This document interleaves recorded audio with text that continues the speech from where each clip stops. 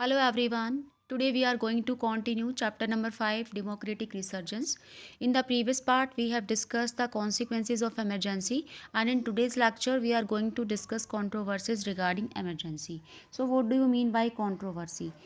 Student, controversy means public discussion and disagreement about something. Fine. So काफ़ी controversies रही हैं emergency को लेकर. Emergency is one of the most controversial episode in the Indian politics. One reason is that there are differing viewpoint about the need to declare emergency. Okay. Another reason is that using the powers given by the constitution, the government particularly suspended the democratic functioning. Okay. So as the investigations by the Shah Commission, ये Shah commission क्या है? Shah commission report पहले आपको बता देती हूँ before proceeding the chapter कि देखिए आफ्टर द इमरजेंसी आपके यहाँ पे बॉक्स दिया गया है, येलो बॉक्स, ये आप देखेंगे। येलो बॉक्स में आपको शाह कमीशन ऑफ इंक्वायरी, ये टॉपिक आपका है। जो शाह कमीशन अपॉइंट किया गया था after the emergency in May 1977 में, the Janata party government appointed a commission of inquiry headed by justice J.C. Shah. Right. J.C. Shah जो हैं ये retired chief justice of supreme court India के हैं, थे उस टाइम पे, to inquire into several aspects of allegations of abuse of authority. इनको यहाँ पे अपॉइंट किया गया था कंप्लीट इंक्वायरी करने के लिए कि इमरजेंसी के टाइम पर एग्जैक्टली हुआ क्या क्या था। ओके। तो यहाँ पर इन्होंने axes and the mall practices committed in action taken in the wake of emergency proclaimed on the 25 जून 1975। जो एमरजेंसी डिक्लेयर की गई थी 1975 को, 25 जून को, वहाँ पर कौन कौन सी उस टाइम के दौरान कौन कौन सी एक्सेसेस हुई थी, माल प्रैक्टिसेस हुई थी, धोखाधड़ी हुई थी, उन सब की इन्वेस्टिगेशन करने के लिए शाह कमीशन को अपॉइंट किया गया था by the Janata party government. Okay. क्योंकि कांग्रेस के बाद उसके बाद जनता पार्टी गवर्नमेंट आ गई थी, आगे अभी हम इसको डिस्कस करेंगे। The commission examine various kind of evidence, okay, and called scores of the witnesses to give testimonies. देखिए टेस्टिमोनीज का मतलब होता है गवाही। ओके। तो ये कमीशन जो अपॉइंट किया गया था, इसने काफ़ी सारी मतलब विटनेसेस जो गवाह है उनकी गवाही को प्रस्तुत किया था। And these include Indira Gandhi who appeared before the commission but refuse to answer any questions. यहाँ पे सबसे बड़ी गवाही तो इंदिरा गांधी ने खुद दी है, जिन्होंने इस कमीशन के किसी भी क्वेश्चन का आंसर देने के लिए मना कर दिया था। Okay. So the government of India accepted the findings, observation and recommendations contained in the two antrim report, the third and final report of the Shah Commission की जो final report उसको माना गया था, and the report was also tabled on the two houses of the parliament। इस report को दोनों parliament के हाउसेस में प्रेजेंट भी किया गया था। ओके। तो अभी हम पढ़ते हैं अपना टॉपिक। यहाँ पे आपको बताया गया है कि जैसे ही इन्वेस्टिगेशन, जो शाह कमीशन की इन्वेस्टिगेशन थी वो आई, उसके बाद emergency find out that there were many excesses committed during the emergency. ऐसा पाया गया कि बहुत सारे एक्सेसेस की गई हैं इमरजेंसी के टाइम पे। तो अभी हम उन सबको डिस्कस करने वाले हैं यहाँ पे। अब क्वेश्चन ये है कि वॉज द इमरजेंसी नेसेसरी, क्या इस इमरजेंसी की ज़रूरत थी? The constitution simply mentioned internal disturbances. अब कॉन्स्टिट्यूशन के अंदर साफ साफ मेंशन किया गया है कि इंटरनल डिस्टर्बेंसेस के बेस पर इमरजेंसी जो है वो लगाई जा सकती है। इंटरनल डिस्टर्बेंसेस क्या होंगे ये कुछ डिफाइन नहीं किया गया कि किस तरह के इंटरनल डिस्टर्बेंसेस होंगे। Okay. So before 1975 emergency was never proclaimed on this ground. इससे पहले कभी ऐसा नहीं हुआ था। We have noted that agitations were going on in the many parts of the country. Was this reason enough for declaring emergency? क्या सिर्फ यही रीज़न सफिशेंट था कि इतने एजिटेशन हो रही हैं देश में चारों तरफ तो इमरजेंसी लगा दी जाए? The government argued that in a democracy, the opposition party must allow the elected ruling party to govern according to its policies। अब यहाँ पर जो उस टाइम की जो गवर्नमेंट थी, उसने ये साफ साफ कहा कि भाई ये जो गवर्नमेंट पावर में है ना, उसको ये पूरा राइट होना चाहिए कि वो अपने तरीके से हैंडल कर सके, अपने तरीके से ही गवर्न कर सके और अपनी पॉलिसीज़ को अपने अकॉर्डिंग जो पॉलिसीज़ बनाती है उनको प्रॉपर अप्लाई कर सके। मतलब अपोजिशन पार्टी को ये राइट नहीं है बीच में इंटरफेयर करने का। Okay, so it is also felt that frequent recourse to agitation, protest and collective actions are not good for democracy. And supporter of Indira Gandhi also held that in a democracy you cannot continuously have extra parliamentary politics, okay, targeting the government. साफ तौर पर ये कहा गया कि जो इंदिरा गांधी की government थी उसको काम नहीं करने दिया जा रहा था। अपोजिशन पार्टी थी, कॉन्टीन्यूसली इतने ज़्यादा प्रोटेस्ट एजिटेशन किए जा रहे थे, and that were not good for the government system for a democracy. So that is why it was the imposition of emergency, and this lead to instability and distract the administration from its routine task of ensuring development. और इसी के चलते ही ये बहुत मुश्किल हो जाता है डेमोक्रेसी को सरवाइव करना पूरे तरीके से। जो गवर्नमेंट है, गवर्नमेंट के जो फंक्शनिंग है, एडमिनिस्ट्रेटिव फंक्शनिंग है, उसको पूरे तरीके से डिस्ट्रैक्ट कर देती हैं ये चीज़ें। अगर बार बार ऐसे प्रोटेस्ट किए जाएंगे, एजिटेशन किए जाएंगे गवर्नमेंट के अगेंस्ट में, तो एक तरीके से ये डेवलपमेंट को भी रोक देगा। ओके, सो ये जितने भी कहा गया, एक तरीके से ये कहा गया अपोजिशन पार्टी जो गवर्नमेंट थी उस टाइम पे इंदिरा गांधी की कांग्रेस गवर्नमेंट, उन्होंने कहा कि हमने तो सिर्फ लॉ एंड ऑर्डर को मेंटेन करने के लिए ही ऐसा सब कुछ किया है। And Indira Gandhi also wrote a letter to Shah commission, okay, जिसमें उन्होंने साफ तौर पर ये कहा कि पूरे तरीके से एक बीच में ऑब्स्ट्रक्ट पैदा कर रहे थे हमारे प्रोग्रेसिव प्रोग्राम के बीच में जो पोजीशन पार्टी हैं वो। Okay, and they were attempting to discontinue our par through extra constitutional means. एक तरीके से हमें अपने अच्छे से फंक्शनिंग करने ही नहीं दे रही थी ओपोजिशन पार्टी, या फिर जितने भी जो हमारे ओपोजिशन के लीडर्स हैं वो कह सकते हैं, या फिर कॉमन पब्लिक। तो इस कॉन्स्पिरेसी, काफ़ी इंटरनल कॉन्स्पिरेसी चल रही थी जिसके चलते इमरजेंसी को लगाया गया। And moreover, some other parties like the CPI that continue to back the Congress during the emergency, पूरे के पूरे टाइम तक जिसने कांग्रेस को सपोर्ट किया था CPI, उन्होंने भी ये बिलीव किया that there was an international conspiracy against the unity of India. भाई इंटरनेशनल लेवल पे काफ़ी बड़ी कॉन्स्पिरेसी चल रही है भारत के अगेंस्ट में, और that is why we have imposed the restrictions. There were in such circumstances some restrictions were be put on and agitation were there. Okay, तो ये जो कुछ हो रहा है वो सब जस्टिफाइड है, सीपीआई ने माना। लेकिन जब शाह कमीशन की रिपोर्ट आने के बाद सीपीआई ने ऐसा फील किया कि after the emergency the CPI felt that it's assessment जो थी ना वॉज मिस्टेकन। जो उसने असेस किया था ना वो गलत था, उसकी काफ़ी गलती हो गई, बहुत बड़ी गलती हो गई जो इमरजेंसी के टाइम पर उसने कांग्रेस को सपोर्ट किया, and that it was an error to have supported the Congress during the time of emergency. Fine, तो सीपीआई ने भी बाद में अपना पल्ला झाड़ लिया था, जो शुरू से ही कांग्रेस के साथ थी और इमरजेंसी के टाइम पे भी कांग्रेस के साथ थी। जैसे ही शाह कमीशन की रिपोर्ट प्रेजेंटेड होती है तो सीपीआई पीछे हट जाती है। फाइन, देखिए अब यहाँ पर एक टॉपिक है आपका ब्लू बॉक्स के अंदर, demolitions of the Turkman gate area Delhi. तो पहले ये पढ़ लेते हैं बॉक्सेस में क्या बताया गया है। देखिए, ये डिमोलिशन का मतलब होता है कि तोड़फोड़ मचा देना, काफ़ी तबाही कर देना, विनाश कर देना। ठीक है, इमरजेंसी के टाइम पर ये चीज़ें काफ़ी displacement of the people living the Delhi's poor localities, जो गरीब झुग्गी झोपड़ीज़ में जो लोग रहते थे उनको फोर्सफुली उनके एक पर्टिकुलर एरिया से निकाल कर और यमुना नदी के दूसरे किनारे पर उनको एक बैरन एरिया के अंदर सेटल कर दिया गया या उनको भेज दिया गया वहाँ से, जो दिल्ली के आसपास के एरियाज़ में जो पुअर की लोकेलिटीज़ थी। ठीक है, जिनको झुग्गी झोपड़ी या स्लम एरियाज़ हम बोलते हैं बेसिकली। तो ये सब कुछ इमरजेंसी के टाइम पर ही हुआ था, ड्यूरिंग द इमरजेंसी, तो इसलिए यहाँ पर दिया गया है ये। And one such affected areas was the colonies of the Turkman gate. अब ये दिल्ली में तुर्कमन गेट के पास एक कॉलोनी थी जो कि स्लम एरियाज़ की कॉलोनी थी। अब यहाँ के बारे में बताया हुआ है कि the jhuggis of the areas were demolished, पूरी तरीके से उनको तोड़ दिया गया, उजाड़ दिया गया, fine, by the government, and hundreds of the people of this area were forcefully sterilised. देखिए, स्टरलाइज्ड जो होता है एक प्रोसेस होती है, एक ऐसा मेथड होता है ऑफ बर्थ कंट्रोल का, ठीक है, इंक्लूडिंग बर्थ जो जिसके अंदर इंक्लूड है बोथ मेल्स एंड फीमेल्स, दोनों के अंदर ही ये प्रोसीजर किया जाता है।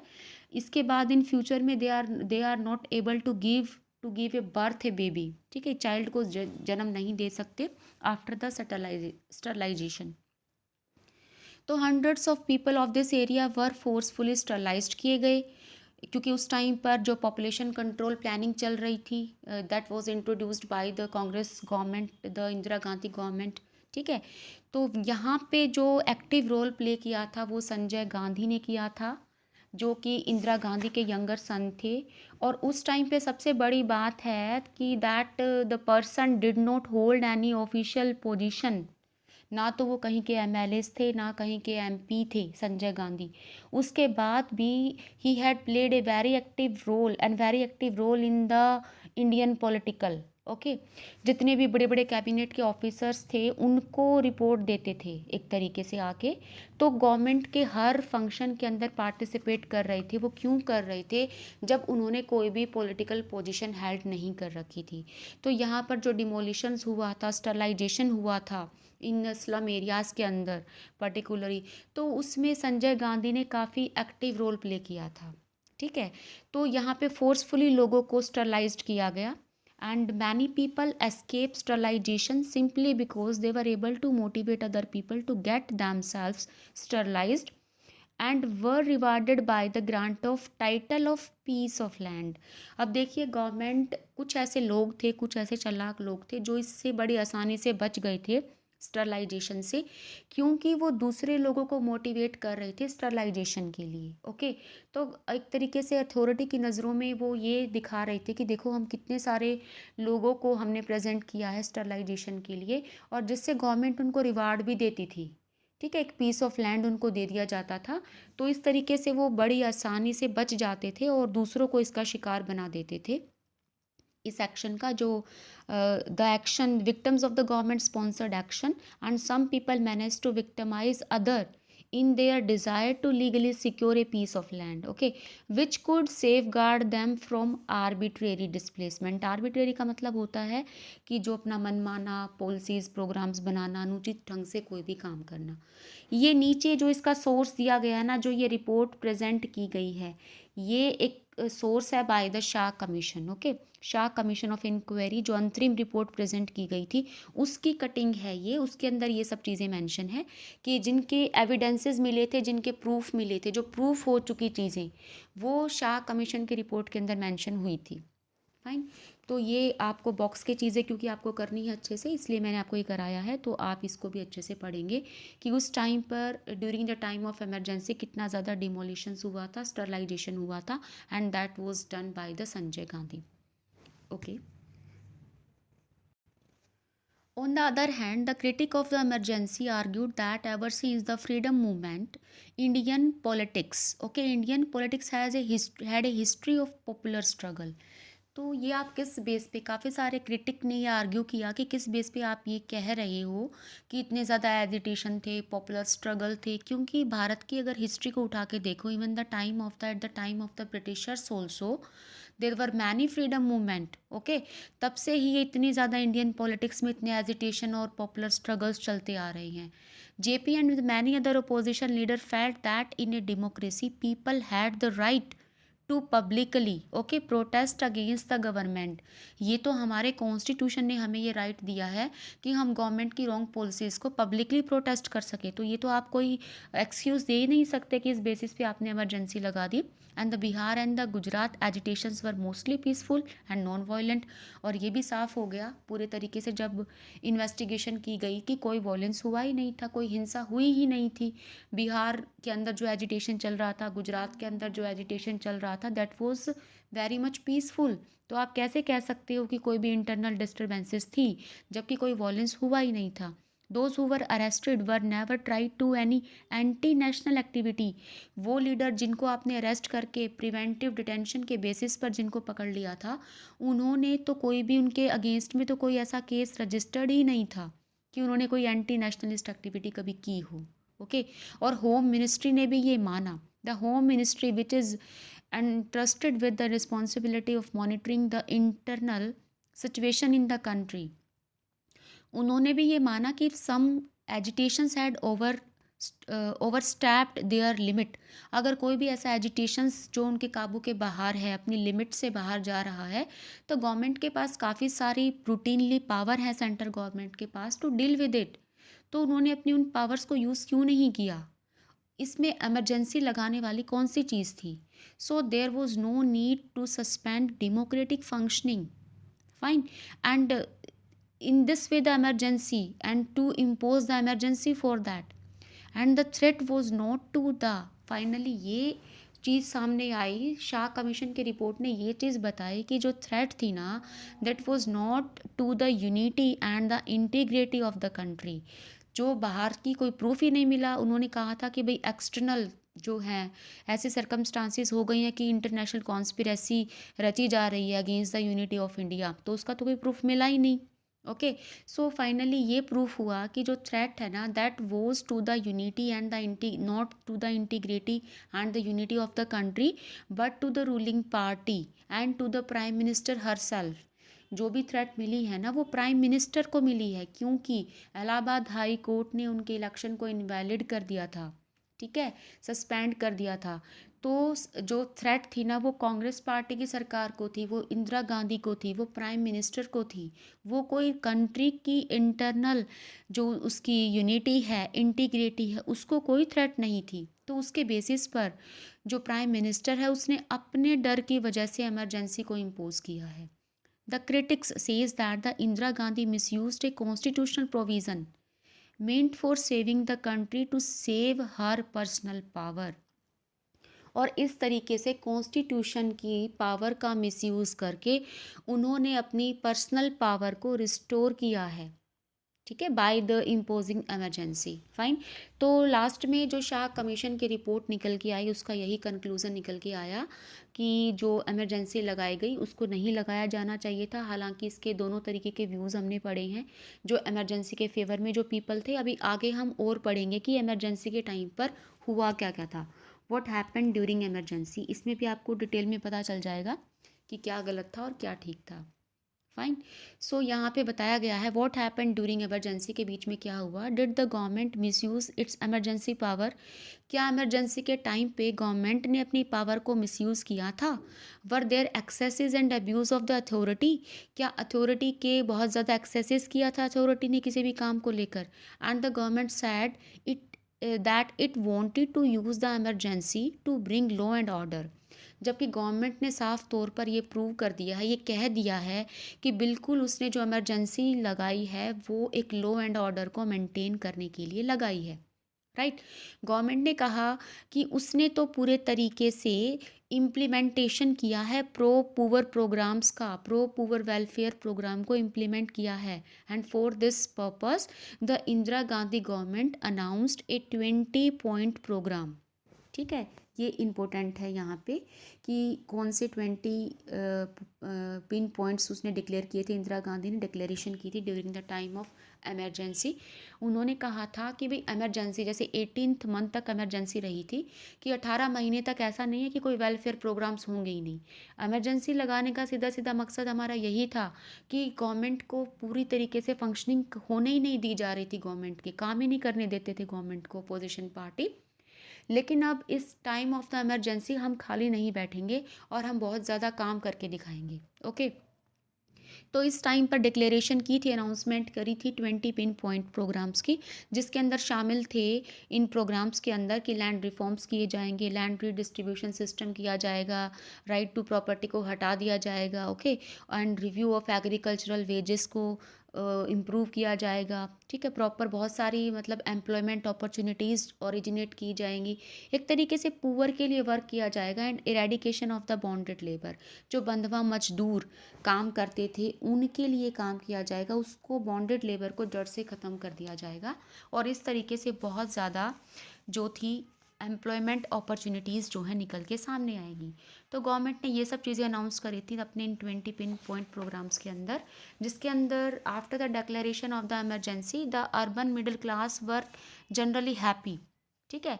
इमरजेंसी लग जाने के बाद जो मिडिल क्लास थी ना, वो काफ़ी हैप्पी थी over the fact that agitations came to an end, कि किसी ना किसी तरीके से ये धरने, ये एजिटेशन ख़त्म होंगे at least, and the discipline was enforced on the government employees, और गवर्नमेंट के एम्प्लॉयज़ पर किसी न किसी तरीके से कोई डिसिप्लिन मेंटेन किया जाएगा या एनफोर्स किया जाएगा.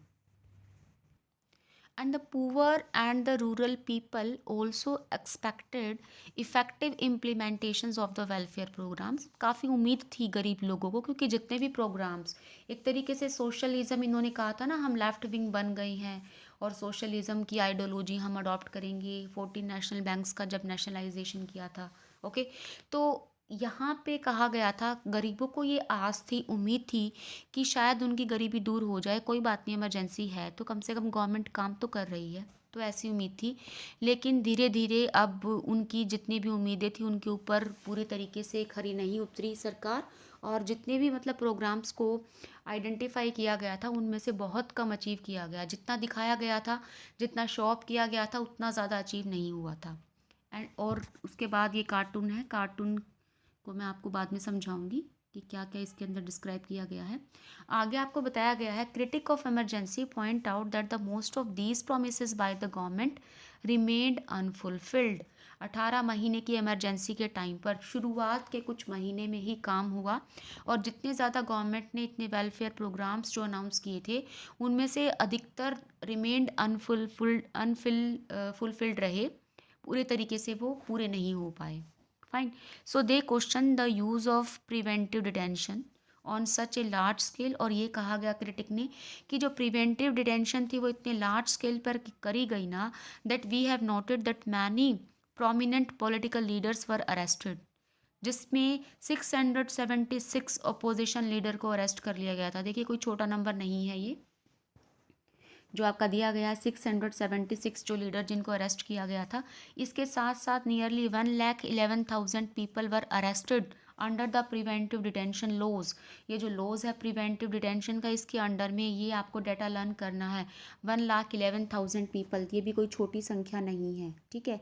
इनको भी अरेस्ट करके डाल दिया गया था, और इतनी ज़्यादा कस्टोडियल डेथ हुई थी, इतना ज़्यादा टॉर्चर हुआ था इन लोगों के साथ.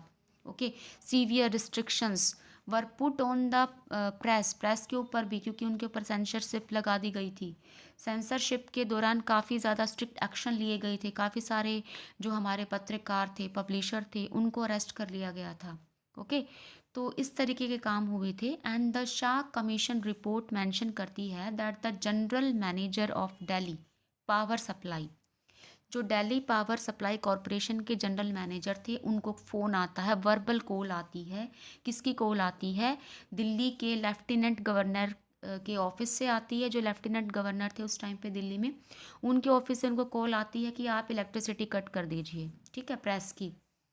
और लगभग 2 बजे के आसपास इनको कॉल आती है, रात के 2 बजे, क्योंकि 12 बजे जो थी 25 को इमरजेंसी इम्पोज होती है. उसके बाद 26 तारीख 2 बजे, यानी कि रात को 12 बजे के बाद 26 डेट हो जाती है. तो 2 बजे उनको फ़ोन आता है कि आप इलेक्ट्रिसिटी जो है वो कट कर दीजिए, और 2 से 3 दिन तक इलेक्ट्रिसिटी नहीं आती. और इसी बीच के अंदर censorship apparatus has been set up. देखो सेंसरशिप एपरेटस का मतलब होता है कि जो सेंसरशिप लगाने के लिए जो भी लॉज वगैरह होती हैं, ठीक है, जो सेट ऑफ टूल्स होता है वो मशीनरी सेट कर ली जाती है, कि जो भी रिटर्न डॉक्यूमेंट्स उनको बनाने थे वो सब कुछ सेट कर लेते हैं कि क्या चीज़ें सेंसर करनी है, क्या चीज़ें सेंसर नहीं करनी. और 3-4 दिन तक उसकी प्रेस की जो इलेक्ट्रिसिटी है वो कट रहती है. फाइन. तो अब ये भी शाह कमीशन की रिपोर्ट ने इसको भी प्रेजेंट किया है कि इस तरह की इंसिडेंट हुई थी जिसके लिए कोई जवाबदेही नहीं था. No one was answerable. जब पूछा गया क्वेश्चन तो साफ इनकार कर दिया गया किसी भी क्वेश्चन का आंसर देने के लिए. ओके, अब यहाँ पे आपको बताया गया, जो मैंने आपको बताया था कि संजय गांधी जो एक पॉलिटिकल ऑफिस कोई भी हेल्ड, कोई पोजीशन हेल्ड नहीं कर रखी थी उन्होंने, उसके बाद भी उन्होंने एक्टिवली पार्टिसिपेट किया था. Sanjay Gandhi the prime minister in younger son and did not held any official position at the time, yet he gained control over the administrations right. और इस तरीके से ही had interfered in the functionings of the government also. His role in the demolitions and the force sterilization in the Delhi became very controversial. काफ़ी controversial issue रहा था ये, कि भाई जब कोई किसी पॉलिटिकल एक्टिविटी के अंदर है ही नहीं, कोई ना कोई एमपी है ना कोई एमएलए है, उसके बावजूद भी किस बेसिस पर सारी मीटिंग को लीड कर रही हैं, मतलब इतना एक्टिव रोल प्ले कैसे कर रही हैं हर चीज़ में। पूरी की पूरी कैबिनेट उनको आंसरेबल है, सब चीज़ें उनसे डिस्कशन होती हैं, ठीक है। And apart from the arrest of the political workers and the restrictions on the press, the emergency directly affected lives of the common people also in the many cases.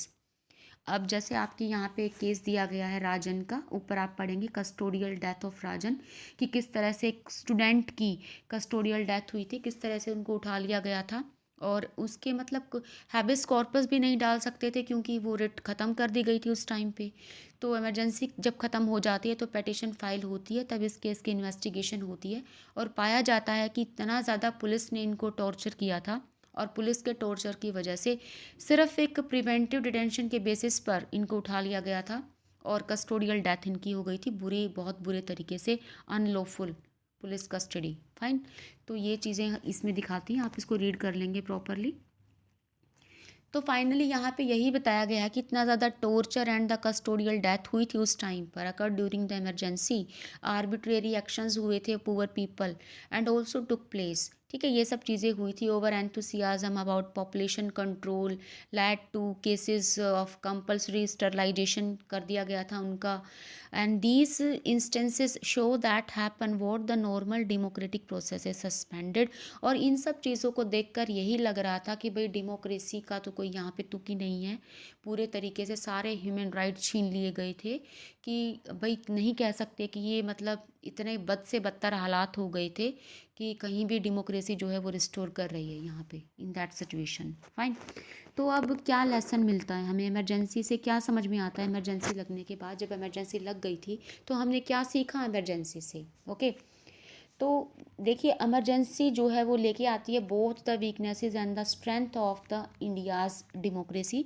Bharat की democracy की जो कमियां थी, कमजोरियां थी, उनको भी हाईलाइट करती है, और जो इसकी स्ट्रेंथ है वो भी हाईलाइट करती है। एक बात तो साफ हो जाती है कि इमरजेंसी जो हमारे कॉन्स्टिट्यूशन के अंदर जो प्रावधान दिया गया है, अगर इस पावर का मिसयूज़ किया जाए तो ये कितनी ज़्यादा डेंजरस हो सकती है, ये चीज़ हमें अच्छे से समझ में आ गई थी। And one lesson of the emergency is that it is extremely difficult to do away with democracy in India.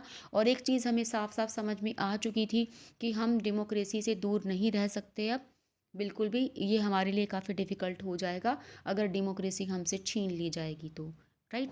So secondly इसमें क्या पता चलता है, हमें क्या लेसन मिलता है, that it brought out some ambiguities regarding the emergency provision in the constitution that have been rectified since now. Okay, अब क्या था, किस बेसिस पर इमरजेंसी लगाई थी, इंटरनल डिस्टरबेंसेस के बेसिस पर इमरजेंसी लगाई थी। तो इंटरनल बेसिस अब यहाँ पे इसको चेंज कर दिया गया इमरजेंसी के बाद। 44 अमेंडमेंट हुई थी जिसके अंदर काफ़ी चेंजेस हमारे किए गए थे। अब जो इमरजेंसी लगाई जाएगी, क्योंकि उसमें ये मेंशन नहीं था ना कॉन्स्टिट्यूशन में कि भाई इंटरनल कन्फ्लिक्ट है, तो कैसा इंटरनल कन्फ्लिक्ट, ठीक है। अब इंटरनल कन्फ्लिक्ट को रिप्लेस कर दिया गया था बाय आर्म्ड रिबेलियन, कि अगर देश के अंदर कोई आर्म्ड रिबेलियन होगी तो इंटरनल बेसिस पर इमरजेंसी लगेगी, ऐसे नहीं, ठीक है। अगर कोई ऐसी सिचुएशन हो जाती है, कोई प्रोटेस्ट हो जाता है, वॉयलेंस एजिटेशन हो जाता है, तो उस टाइम पर गवर्नमेंट के पास काफ़ी सारे मेजर्स हैं जिनके थ्रू वो इन सब चीज़ों को, लॉ एंड ऑर्डर को रिस्टोर कर सकती है, मेंटेन कर सकती है। फाइन। तो in this way it is necessary that the advice of the president, और साथ के साथ जो प्रेजिडेंट है ना, उनकी एडवाइस जो होती है, उनको पूरे तरीके से इमरजेंसी लगाने से पहले एक राइटिंग में लेटर देना पड़ेगा यूनियन कैबिनेट को। यहाँ पे तो उल्टा ही हुआ था ना, कि पहले इमरजेंसी लगा दी जाती है, अगले दिन सुबह 6 बजे कैबिनेट को इन्फॉर्म किया जाता है कि भाई इमरजेंसी लगा दी गई। तो प्रेसिडेंट के ऊपर पूरी रिस्ट्रिक्शन लगा दी गई थी कि जब आप इमरजेंसी लगाने जा रहे हो उस टाइम पर आपको पूरी कैबिनेट की सहमति भी लेनी पड़ेगी, कैबिनेट को इन्फॉर्म करना पड़ेगा, प्रायर इन्फॉर्मेशन होगी। ये नहीं कि आप एकदम से अकेले अकेले इमरजेंसी को जो है वो इम्पोज कर दोगे। फाइन। यहाँ पे बेटा आपका डायरेक्ट क्वेश्चन बनता है कि what the lesson we have learned we emergency taught us and the what the lesson we have learned from the emergency. ठीक है, और डायरेक्ट आंसर ही है आपका जो आपकी बुक में दे रखा है। 3 पॉइंट, 4 पॉइंट, 3 से 4 पॉइंट आपको यहाँ पे बना देनी है। थर्डली हमने क्या सीखा इमरजेंसी से कि जो सिविल लिबर्टी है ना, that is very much important. Okay, emergency made everyone more aware of the value of the civil liberty and this is a response to the instability of the judiciary.